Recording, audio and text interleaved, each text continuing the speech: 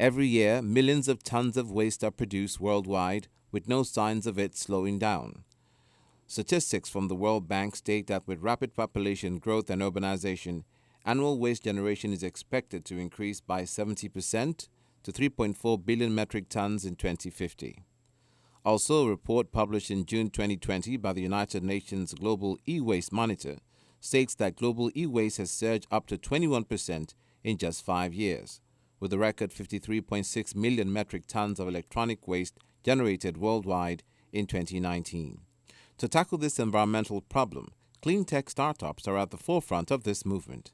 The use of clean technology significantly improves energy efficiency and enables the sustainable use of resources or environmental protection activities. On this week's edition, Tokwe Suleiman, co-founder of ScrapAce, discusses the issues in the clean tech industry. Hey Tokwe, glad to have you on Tech Trends today. Thank you very much, CFA, for having me. It's a pleasure. Awesome. So let's start by getting your take on the startup ecosystem today. So the startup ecosystem in Nigeria, particularly in Lagos, is quite a very interesting one, with the fintech guys here and there taking all of the big wins and more of them coming up on a day-to-day basis. Outside of that, there are also very fantastic edtech companies, clean tech companies that are also coming up, that are also doing amazing stuff, but are yet to get the amount of recognition that the fintech guys have gotten so far. But I'm sure that in the next couple of months or years, they would also get to that place and be able to call that much attention to themselves as well. It's interesting you mentioned fintech. Sometimes I wonder how startups like you would feel with all the rave and attention of fintechs. So it's fantastic for us. It's fantastic because, and half of our business also have some sort of fintech solution incorporated into it. So it means that we also have the liberty to also play in that field and to get all of the returns or the yields that come from the fintech bubble as it is right now. So we know that it's something fantastic for us. And it also means that we can also get a very wonderful part of that as well. Okay, but hopefully, I hope you mean bubble in the positive term, though. Absolutely, yes, I do. In the positive term. I'm sure that this bubble is going to last way longer. So I know it's something that is continuous. But will bubble get to bust someday? Yeah, okay, I understand that. I understand. Yeah. All right. So tell me, what are some of the issues that you think affecting the growth of the other startups in other verticals? What are some of the challenges you think affecting their growth? So primarily because the fintech sector, like I said, has gotten a lot of investment, and investment in other parts are not as much as or near any of the parts in fintech, and that's essential because this capital ensures that this other side of businesses can grow and affect more people and reach more impact than they're supposed to.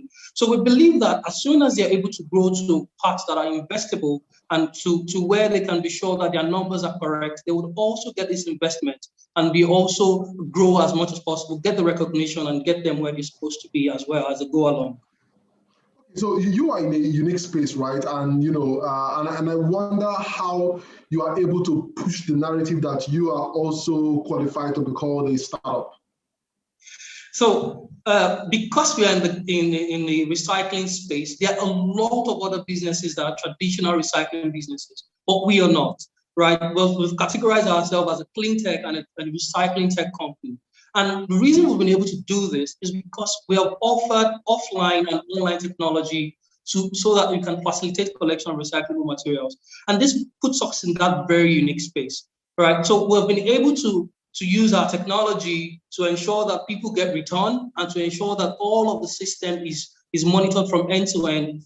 The financials running through all of the platform. I can see the growth on a month-to-month basis and also how it affects the traditional collection business that we're using it to drive. The ecosystem and startups like yours continue to hammer on the fact that funding remains a challenge. What do you think can be done to sort of change that situation today? So funding is one thing. The performance of the startup itself is another thing, right? We all know that investors are looking at startups that can grow and 10x or even more than that in their revenue. And it means that the startups in other space need to get themselves to where they can be sure that they can get investor confidence and be sure that that alone is going to be make sure investment is coming. If the confidence is not there, it's not about the finance or where the finance is going to come from. It's more that have you built a business? Do you have a structure that is scalable, and to ensure that that business that you've done, you can in 4 or 5 places launch simultaneously and get customers wanting your product every single day, with your numbers growing. If that is not fundamentally available, investments are not even going to come in. So for businesses like ourselves, we've been able to ensure that we can build the business to a stage where we say, yes, we've gotten to that place and we're getting our numbers, and we can then call on these investments to ensure that investment is important, but the add-on values on the investment are even more important in some cases, especially for startups like ourselves. So that's the way I say it, and that's the play between the investment and the startup itself from my own end. So that means that it's not always true that they're not investments. It might be a challenge of lack of quality ideas or quality solutions. Absolutely, CFA. Well, they say ideas are a dime in a dozen, right? So there are a lot of ideas, and execution is one key thing. So as a FI grad and going through the program as well, these are some of the things that are required to know the intricacies of how to grow a standard business. And this is what we've been able to do, and what other businesses are also advised to do, so that the basic and the structure to build that fundamental business that is then scalable and investable is done before you can then seek those investments. Investments are available in some cases. In our case, we've had interest from a number of persons, but we still needed to say that we have not gotten to that place that is on our own terms investable yet, and we needed to build to be sure that our growth path was clear before we could call in all of that. Takma, you recently competed in a competition and you came out victorious. I just wondering what the experience was like, and what lessons that you have for other startups coming behind you. So it's interesting that you asked that question, because I was really smiling when you did. So the program that we competed in had, in fact, a 2 days workshop. This is so that you can be pitch perfect, right? And it was important because they had calibers, about 6 finalists that were on the competition, and it was really going against substance, right? So the bottom line, like I said before, is a substance, and for us, I think what made us clearly different was the impact that we potentially would make from the kind of business we're in.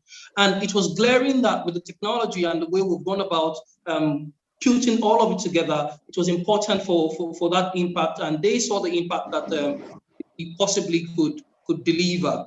So for any other person that wanted to compete in any competition whatsoever, like I said before, it's the content, right? It is what you have done over the couple of months that is going to say yes, then that is what you talk about. It's not about not having content and speaking all flamboyantly about it. It's what you've been able to do over the past few months. What is the growth that you've done? It is only then that you can confidently speak to anybody about it and be sure that you can get your message clear across. So for me, it is building, it is getting your hands dirty.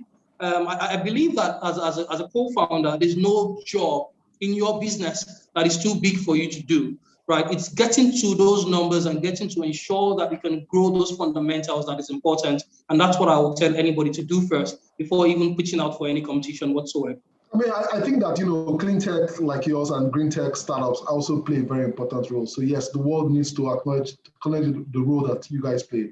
Okay, thank you for being on the show today. All the best. Thank you very much, CFA, for having me. Thank you very much for putting me on your program. And hopefully we can get to have a bit more chats going forward.